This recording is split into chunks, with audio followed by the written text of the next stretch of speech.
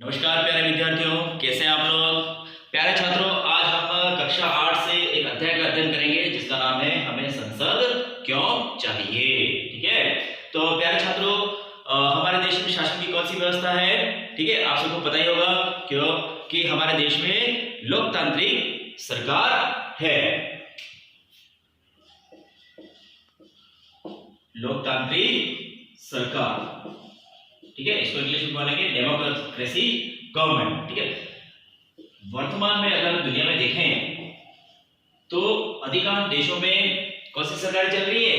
लोकतांत्रिक प्रकार की सरकारें ही दुनिया के सबसे ज्यादा देशों में प्रचलित हैं। ठीक है, और अगर मोटामोटी अगर हम दुनिया में देखें तो लगभग 2-3 प्रकार की सरकारें प्रचलन में है। तो नंबर 1 पर कौन सी है, सबसे ज्यादा लोकप्रिय, सबसे ज्यादा मान्यता प्राप्त, सबसे ज्यादा लोगों की प्रिय सरकार कौन सी है, लोकतांत्रिक सरकार। ठीक है, जो कि हमारे भारत में भी कौन सी है, लोकतांत्रिक सरकार है। इसके अलावा दूसरी जो सरकार है वह है साम्यवादी।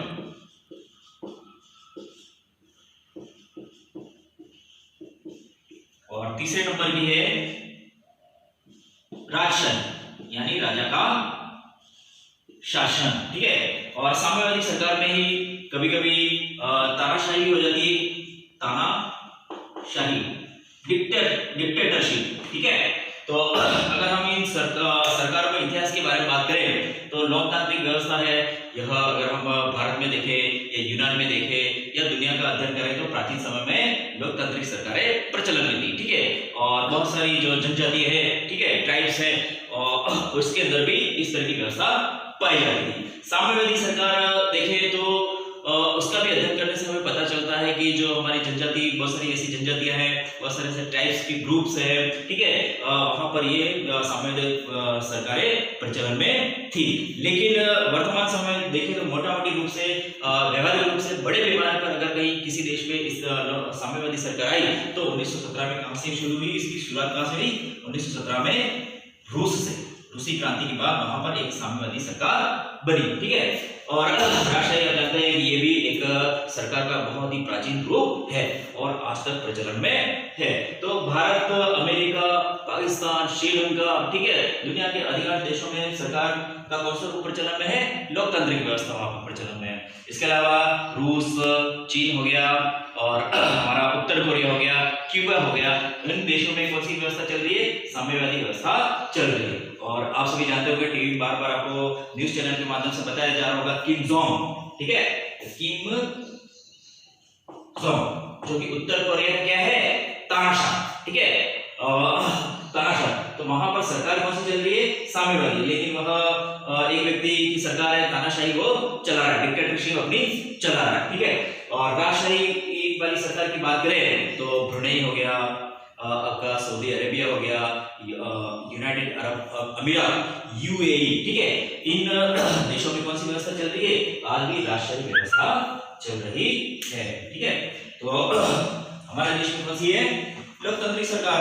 तो प्यारे छात्रों, जब हमारा देश सन 1947 में अंग्रेजों से आजाद हुआ, 1947 में, ठीक है, तो सरकार, अंग्रेजी सरकार थी हमारे देश में जो रूल कर रही थी, और वह अचानक चली गई 1947 में। तो फिर हमारे जो देश के लोगों ने, हमारे देश के महान नेताओं ने मिलकर सोचा कि देखो अब नया देश बन रहा है ना, सरकार है ही, अब हमारी सरकार बनेगी, भारत के लोगों की सरकार बनेगी, तो सरकार का कौन सा रूप लिया जाए। ठीक है, तो हमारे देश के लोगों ने क्या फैसला लिया, लोकतांत्रिक व्यवस्था को चुनने का फैसला लिया।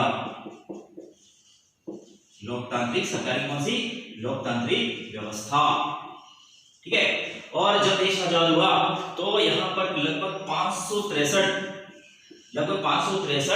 राजाओं, 563 राज्य ऐसे थे जहां पर क्या था, सीधा राजाओं का शासन था। अगर हम राजस्थान की बात करें तो यहाँ पर अजमेर के प्रांत को छोड़कर लगभग पूरे राजस्थान में किसका शासन था, राजाओं का शासन था। परंतु हमारे देश के जो प्रधानमंत्री थे, पंडित जवाहरलाल नेहरू, सरदार वल्लभ भाई पटेल जो गृह मंत्री थे हमारे, ठीक है, और इन लोगों ने और जनता के सामूहिक प्रयास से क्या हो गया, राजाओं का शासन का हमारे देश से अंत हो गया। बहुत सारे राजा ऐसे चाहते थे कि हम नया देश बना ले और हम राष्ट्र को चलाए, ठीक है, लेकिन जनता ने उनके मंसूबों को पूरा होने नहीं दिया और कहीं भारत की जनता के दबाव में इन राजाओं ने राजशाही को त्याग दिया, ठीक है, और लोकतांत्रिक व्यवस्था को उन्होंने स्वीकार कर लिया, ठीक है। तो इस तरह से हमारे देश में कौन सी व्यवस्था आई, लोकतांत्रिक व्यवस्था। तो प्यारे छात्रों, जैसे मैंने आपको कहा कि प्राचीन समय में भी लोकतांत्रिक व्यवस्था थी, ठीक है, तो फिर घूम फिर कर ये वापस आई, है ना। तो और एक फ्रांसीसी क्रांति होती है, फ्रांसीसी क्रांति, ठीक है, क्रांति, और अमेरिकी स्वतंत्रता,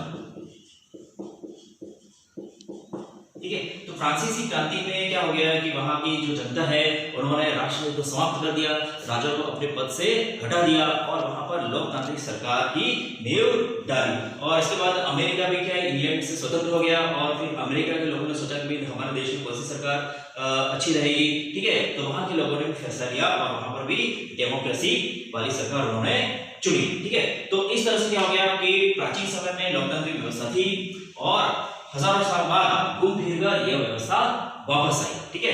तो अब देखो प्राचीन समय में लोकतंत्र कैसा था, प्राचीन लोकतंत्र, ठीक है, और वर्तमान समय में कौन सा आया, नवीन लोकतंत्र, ठीक है। तो प्राचीन समय में लोकतंत्र की व्यवस्था ऐसी थी कि प्यारे बच्चों, आप सभी जानते हैं कि प्राचीन समय में क्या है, हमारी जनसंख्या कम थी, लोग कम थे, ठीक है। तो मान लो कोई गांव है, गांव की जनसंख्या सीमित है, ठीक है, और उन्होंने अपनी एक व्यवस्था बनाई, ठीक है, गांव को सुचारू रूप से चलाने के लिए, ठीक है। तो देखो पहले गांव बनते थे, उनमें हमारी जो रोटी कपड़ा प्लस मकान, ठीक है, रोटी कपड़ा और मकान की व्यवस्था हमने कर ली, तो इसके बाद हमें किसकी जरूरत पड़ती है, सुरक्षा, किसकी जरूरत पड़ती है, सुरक्षा की, ठीक है।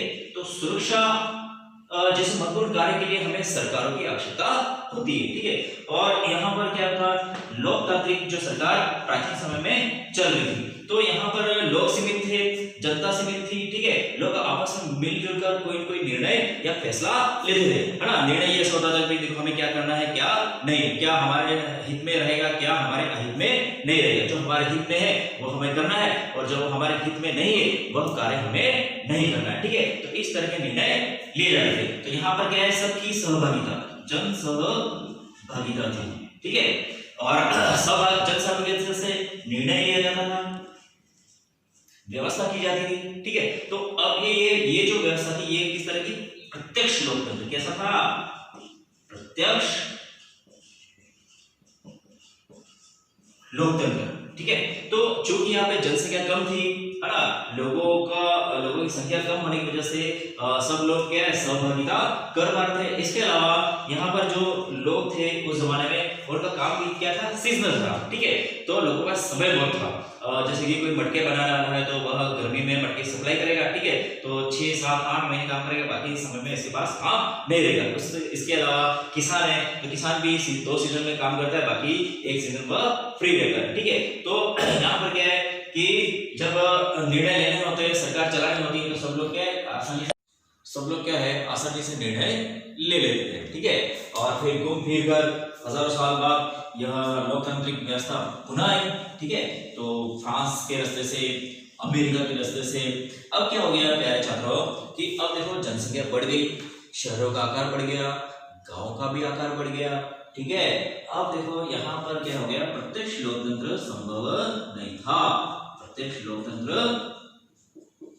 संभव नहीं था। इसके अलावा अब यहाँ पर बड़ी बड़ी फैक्ट्रीज आ चुकी है, ठीक है, लोगों के पास काम बहुत है, समय नहीं है, और भागदौड़ी है, ठीक है, भागदौड़ भरी जिंदगी है, ठीक है। तो अब देखो यहाँ पर लोकतांत्रिक व्यवस्था है तो जनता की सहभागिता होनी चाहिए, क्योंकि ये तो जनता की सरकार है, ठीक है, और लोगों के पास समय नहीं है, काम में वो इतना व्यस्त है, ठीक है, तो सहभागिता कैसे होगी। तो फिर एक नई विचार है यहाँ पर, रिप्रेजेंटेटिव, ठीक है, प्रतिनिधि प्रतिनिधि, ठीक है। तो एक व्यक्ति होगा जो जनता का प्रतिनिधित्व करेगा, है ना, और जनता की तरफ से सरकार वह चलाएगा, ठीक है। तो इस तरह से एक नई व्यवस्था आई, है ना। और यह जनप्रतिनिधि होगा, जनप्रतिनिधि, ठीक है, रिप्रेजेंटेटिव जनप्रतिनिधि होगा, वह जनता की बात क्या है सरकार के सामने रखेगा, ठीक है। तो इस तरह से क्या हो गया, एक नवीन लोकतांत्रिक व्यवस्था में संसद आई, ठीक है। इंग्लैंड को संसद की जननी कहा जाता है, ठीक है। तो संसद का जो आइडिया है वो मोटा मोटी तौर पे वर्तमान समय में कहां से आया था, इंग्लैंड से आया था, ठीक है। तो जो संसद है वह क्या करेगी, संविधान के अनुसार कार्य करेगी, संविधान के अनुसार कार्य करेगी। एक देश होगा, है ना, एक देश की संसद होगी और संविधान उसका एक निश्चित संविधान होगा, ठीक है। तो संसद किसके अनुसार कार्य करेगी, संविधान के अनुसार कार्य करेगी।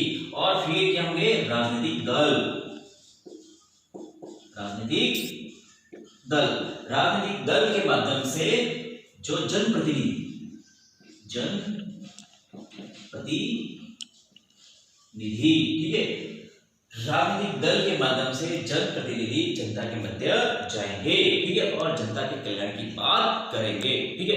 और इसके बाद वह क्या करेगी, जनता उनको चुनेगी और चुनकर ये लोग कहां पर आएंगे, संसद में आएंगे, ठीक है। तो संसद में आमतौर पर जो बहुमत दल होता है, बहुमत दल, ठीक है, उसकी क्या बनेगी, सरकार, ठीक है।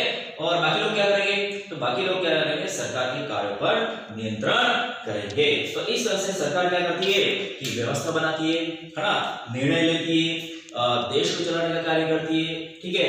और मनुष्य, देश में रहने वाले जो इंसान है, मनुष्य है, उनके हितों की रक्षा का कार्य करती है।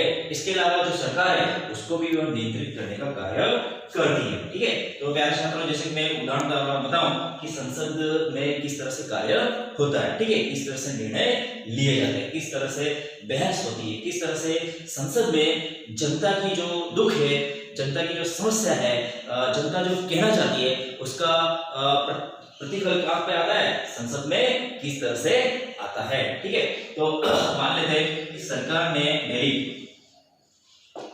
दिल्ली से मुंबई, है ना, दिल्ली से लेके मुंबई तक सरकार ने कहा हम यहाँ पर बुलेट ट्रेन चलाएंगे, ठीक है, बुलेट ट्रेन चलाएंगे।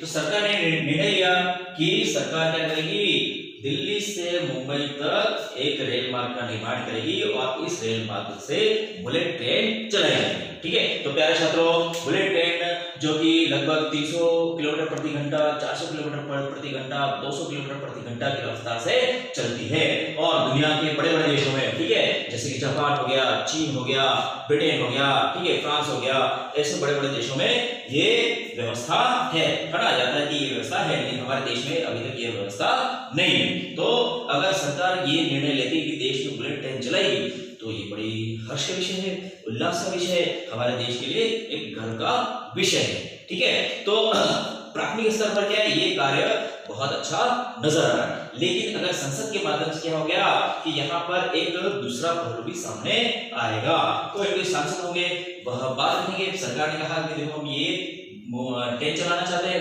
तो सब लोगों को लगा कि देखो हमारे देश में बुलेट ट्रेन आ रही, सब लोग एक्साइटेड हो गए, ठीक है, खुश हो गए और खुशी मना रहे हैं, ठीक है।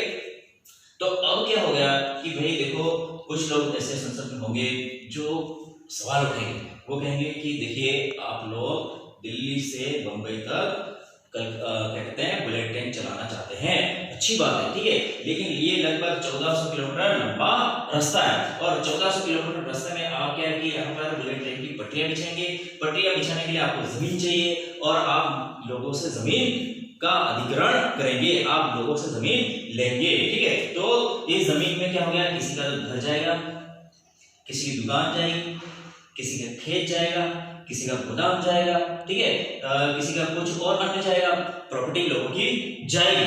तो उन लोगों को क्या है ना, सरकार आप हैं तो आप ऐसा काम नहीं कर सकते, आप कुछ लोगों को खुश करने के लिए कुछ लोगों को आप दुखी कर ले, ठीक है। तो इस बात पर क्या हो गया, संसद में बहुत बड़ी बहस होगी और बहस के माध्यम से फिर इसके बाद क्या हो गया कि वितर्क वितर्क हो गए, है ना, हर पहलू को सामने लाया जाएगा। इसके बाद क्या है, एक स्वस्थ निर्णय निकलेगा, ठीक है। बहस के बाद, वाद विवाद के बाद संसद में हमेशा क्या निकलता है, स्वस्थ निर्णय निकलता है, ठीक है। मान लो कि एक व्यक्ति या कुछ समूह लोगों को समूह कोई कार्य कर रहा है तो उनकी भावना नहीं है गलत काम करने की, लेकिन इंसान, हमारी जो सोच होती है वो सीमित होती है, ठीक है। हम बहुत सारे पहलू हैं जिसके बारे में विचार करते नहीं, लेकिन अगर संसद में अगर है तो यहाँ पर क्या है, हर क्षेत्र से चुने हुए लोग आते हैं, ठीक है। हर संस्कृति के लोग आते हैं, भांति भांति के लोग आते हैं यहाँ पे, कोई किसान हो गया, कोई डॉक्टर हो गया, कोई मजदूर वर्ग से है, कोई उस वर्ग से, कोई निम्न वर्ग से है, ठीक है। तो अलग अलग यहाँ पे दिमाग आते हैं और हर कोई अपनी बात यहाँ पे रखता है। तो देखो यहाँ पर क्या है, सरकार ने निर्णय लिया तो स्वागत योग्य है। फिर दूसरे पहलू के बारे में विचार किया जाएगा, भाई जिनकी जमीन जाएगी उनका क्या, तो स्वस्थ निर्णय निकलेगा। स्वस्थ निर्णय में ये होगा कि सरकार क्या बुलेट ट्रेन चलाएगी, ठीक है। और साथ ही साथ सरकार क्या करेगी कि भाई जिनकी भी जमीन जा रही है, जिनके भी घर जा रहे हैं, जिनके भी खेत जा रहे हैं, जिनकी भी दुकानें जा रही है, उनको क्या देगी, उचित मुआवजा, उचित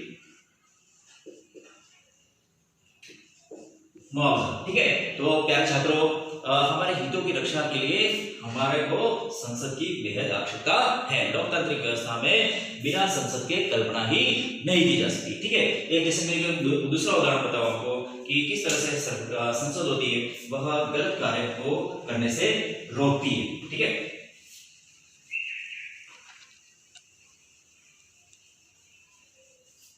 मान लेते हैं कि कोई गांव है, टाउन है, क्या है, टीओ, टाउन, और टाउन के जो नेता थे, मंत्री, वो क्या बन गए, मंत्री जी बन गए, मंत्री जी, ठीक है। और उनको मंत्रालय दिया गया है नागरिक उड्डयन मंत्री। तो अब उन्होंने सोचा कि देखो मैं नागरिक उड्डयन मंत्री हूं, तो क्यों ना मैं अपने गांव में क्या कर दूं, एक एयरपोर्ट, ठीक है, एयरपोर्ट खोल लो, ठीक है। और यहाँ से क्या है, एरोप्लेन एक स्थान से दूसरे स्थान पर जाएंगे, ठीक है। तो मंत्री जी ने, चूंकि ये मंत्री हैं नागरिक उड्डयन मंत्री, उन्होंने अपने क्षेत्र में एक हवाई अड्डा खोलने का निर्णय लिया है।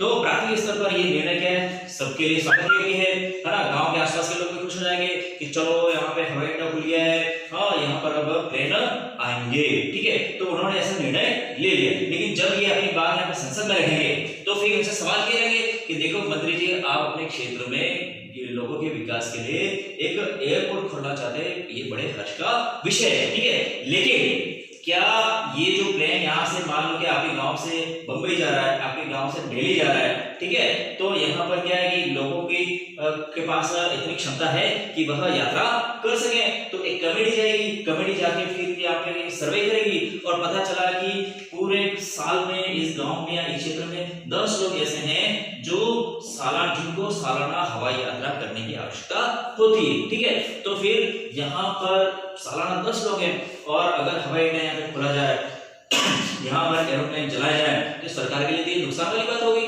है ना। तो अब क्या करेंगे, संसद में क्या होगा, इनका जो आइडिया है वह तुरंत ही खारिज हो जाएगा और मंत्री जी भी सोचेंगे कि यार मैं सोच तो सही रहा था, लेकिन चूंकि यह देश की भलाई के लिए नहीं है, ठीक है, देश के लिए ये बात ठीक नहीं है कि मैं बिना वजह यहाँ पर देश का पैसा खर्च करके बिना वजह यहाँ पे एयरपोर्ट बनाऊं और एयरपोर्ट बनने के बाद यह बिना किसी काम के पड़ा रहे, खंडर बन जाए, ठीक है। तो इस तरह से संसद क्या करती है कि सरकार को गलत काम करने से रोकती है और जनता के हितों की रक्षा करती है। तो प्यारे छात्रों, आज के लिए इतना ही। आगे की वीडियो में हम संसद के बारे में पढ़ेंगे, सांसद के बारे में पढ़ेंगे, विधायक के बारे में पढ़ेंगे, एमएलए के बारे में पढ़ेंगे, ठीक है। तो आज के लिए इतना ही, धन्यवाद।